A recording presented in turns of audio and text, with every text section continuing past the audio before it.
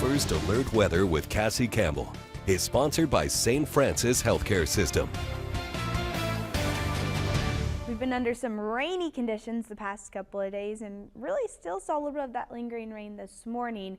Good news, that low pressure system that stirred all of that rain is slowly working off to the northeast. Behind it is this cooler air and those winds that are steadily racing out of the northwest, but it is moving to the east, which is going to give us some clearing and let that high pressure roll in, bringing us some sunshine for your weekend. For now, there's still a few lingering showers that are starting to develop over the heartland. These are very light showers scattered really just over the center of the heartland. These are going to continue to move to the east.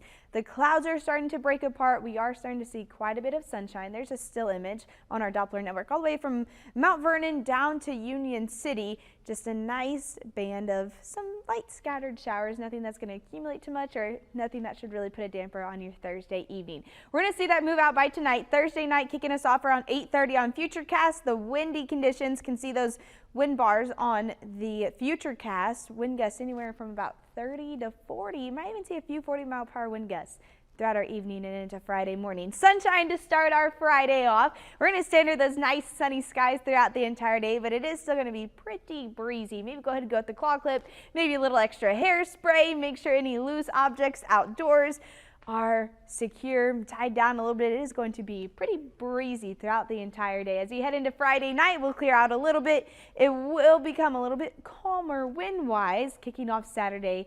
Calm with nice sunshine all across the heartland. Winds will switch. They'll start coming out of the southwest. They're going to race out of the southwest throughout the afternoon, slowly increasing throughout the day. That's going to help our temperatures warm up, and still going to see lots of sunshine. A few clouds trickle in, but for the most part, it's looking great. So as for that outdoor planner, I have tomorrow down as fair just because it's going to be slightly cooler, but overall still a great day to be anything outdoors besides the winds. But the winds are going to stay breezy. So besides the winds, it's looking great with sunshine and warm temperatures.